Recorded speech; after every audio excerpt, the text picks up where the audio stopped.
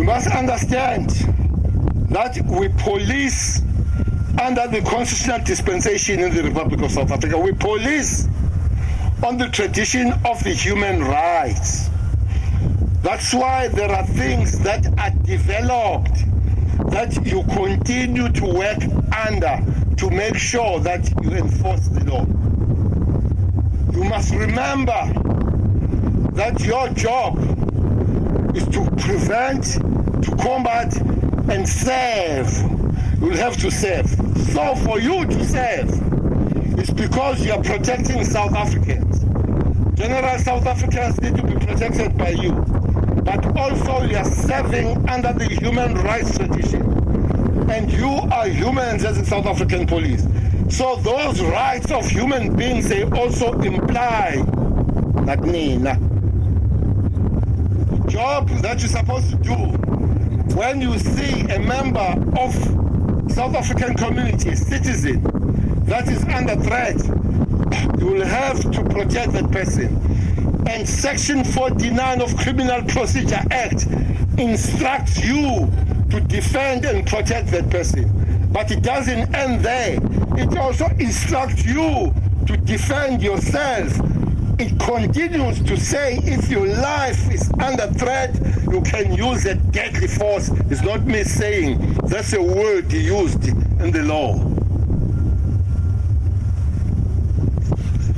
We do this with sympathy. We do this with empathy. We do this with an understanding that South Africans must be safe, but members of the service must be also safe. So it's important to understand that. Masimula talks about one issue that we have to deal with very strongly, decisively. The issue of the gender-based violence cannot be swept under the carpet, and we cannot forget it. It is one thing that is on the top of the agenda, the top of the menu of the South African police. As you all know, that was declared by the president as a second pandemic.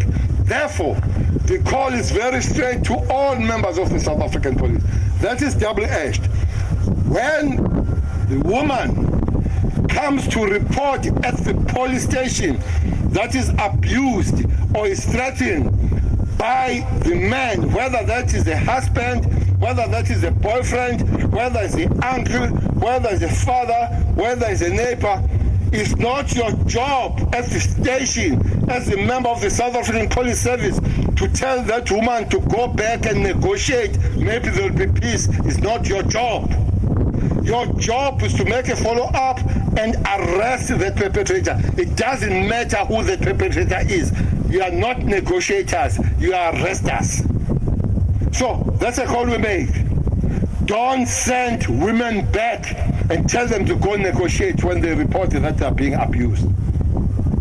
That woman will come back tomorrow to report again that is being abused. That time she won't come because she'll be dead. And you'll be responsible.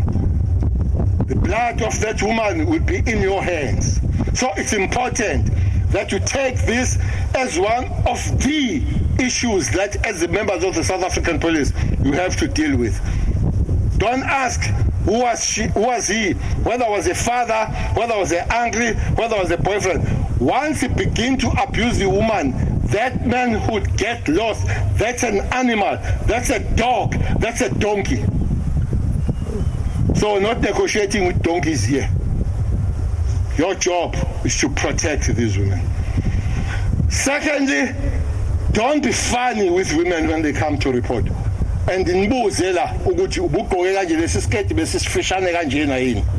Not your job how short the skirt is. You're not a fashion advisor. You're not.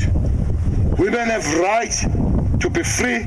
They are fully fledged human beings. They don't need any special permission from men to live the life they want to live. So don't do that. Yours is to protect and serve extra with women, children, vulnerable, elderly. Put an extra effort on that one.